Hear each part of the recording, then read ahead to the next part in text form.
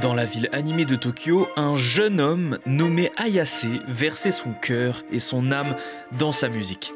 En tant que producteur de Vocaloid, le logiciel permettant de faire des synthèses vocales comme la célèbre Hatsune Miku, il passait d'innombrables heures à créer des mélodies complexes et des harmonies à couper le souffle, exprimant ses émotions les plus intimes dans chaque note. Son talent était indéniable, mais il aspirait à quelque chose de plus, un moyen de se connecter avec les auditeurs à un niveau plus profond. C'est un jour que Ayase croisa le chemin de Lila Ikuta, une chanteuse compositrice captivante avec une voix soul qui résonnait avec la sienne. Cette rencontre a été mise en place grâce à Sony Music Japon qui avait un projet pour les deux, créer des musiques pour des nouvelles. Alors que leur amitié fleurissait en un partenariat créatif, ils décidèrent de former un duo, combinant les productions complexes d'Ayase avec les puissantes vocales de Lila. C'est ainsi qu'est né YOASOBI.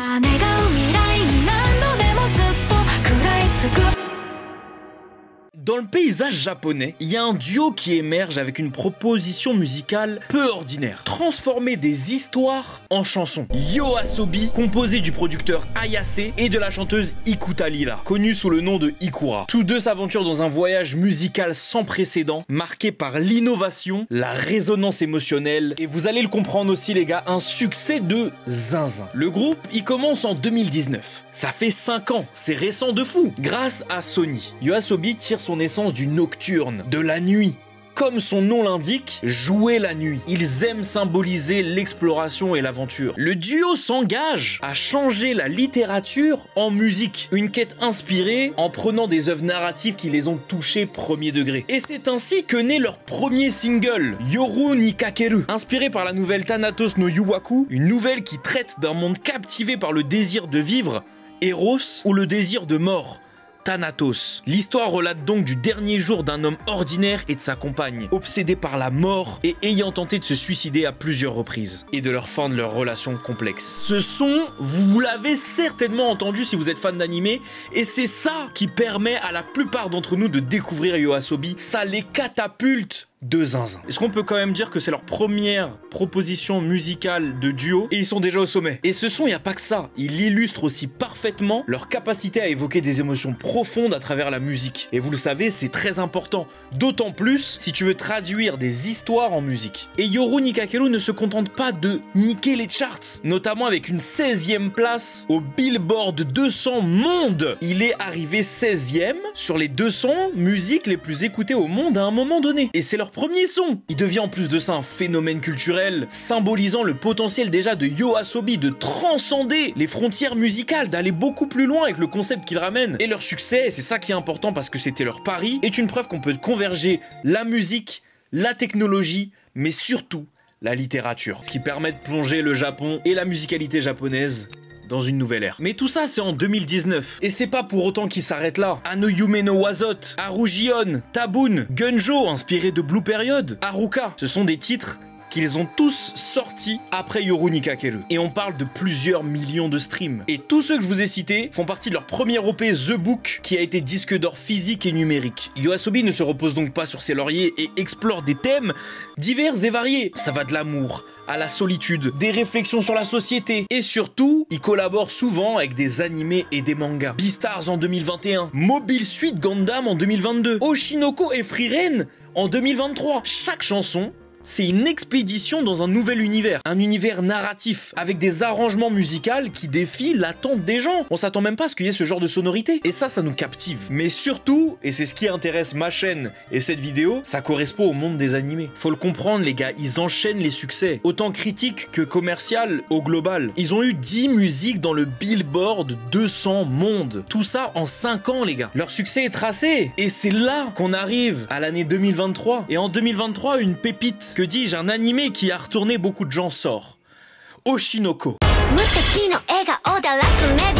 Avec Idol, YOASOBI atteint de nouveaux sommets. La chanson, un hymne à l'ambivalence de la célébrité, qui mélange des influences du hip-hop d'Atlanta, de l'électrique, des sonorités japonaises électroniques. Ça, j'ai fait des recherches pour vous sortir ça, j'y connais rien à la musique, hein. Mais ce qu'il faut retenir, c'est que ça prouve encore une fois leur capacité à proposer des choses qu'on n'a pas l'habitude d'entendre et qui pourtant sonnent très bien. Et ça, c'est grâce à la capacité de Ayase, qui est producteur, beatmaker, Lyriciste, il a énormément de casquettes. Et je pense que vous l'avez capté, Idol, ça résonne globalement. Ça dépasse les frontières japonaises pour captiver et capturer l'imaginaire mondial. Et comme je l'ai déjà dit sur cette chaîne, et comme vous l'avez certainement déjà vu, Idol est le premier son japonais d'animé à atteindre le top 1 Billboard Monde hors US. Il est resté 3 semaines numéro 1. Je trouve ça exceptionnel. Mais pour ceux que ça ne choque pas parce que les US ne sont pas compris dedans, sachez que même avec ça, ils ont réussi à faire un top 16. C'est fou. Concernant les animés, ils ont fait 5 sons. On parle quand même de 60 millions de streams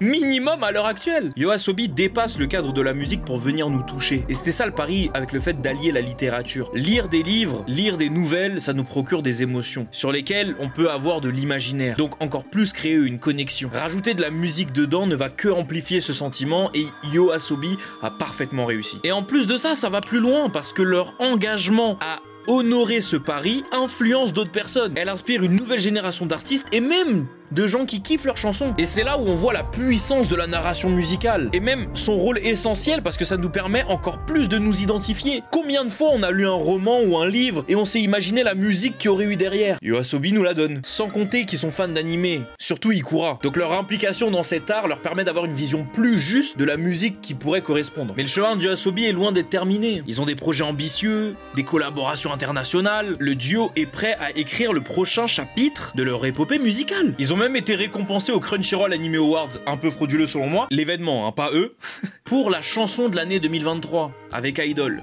C'est mérité. Même maintenant, ils m'ont fait aimer l'opening de Frieren, alors que pour moi, c'était celui qui était un petit peu en dessous parmi tous les openings d'animé qu'ils avaient fait. Je suis content de parler de YOASOBI parce que malgré les gros chiffres, j'ai pas l'impression que beaucoup de gens se sont intéressés à un peu leur parcours. Mais c'est vrai que pour le moment, il n'y a pas grand chose à dire parce que c'est une vraie success story. Une rencontre qui n'était pas prévue parce que c'est un label qui les a mis ensemble, pour au final se rendre compte que ça marchait et ça matchait super bien et que le concept qu'ils voulaient amener là-dedans marche aussi parfaitement. C'est pas juste un phénomène musical, c'est un mouvement, un testament à la force de l'art narratif. Dans leur quête de transformation de la littérature à la musique, ils font pas juste que créer des mélodies, hein. Ils tissent des liens émotionnels avec leur musique, ils nous donnent envie, limite nous ordonnent de venir écouter ce qu'ils font, ils nous servent sur un plateau ce qu'ils ressentent et ce dont ils rêvent. 5 ans qu'ils sont là, 3 ans qu'ils font des musiques pour des animés. Qu'est-ce que dire, que vous...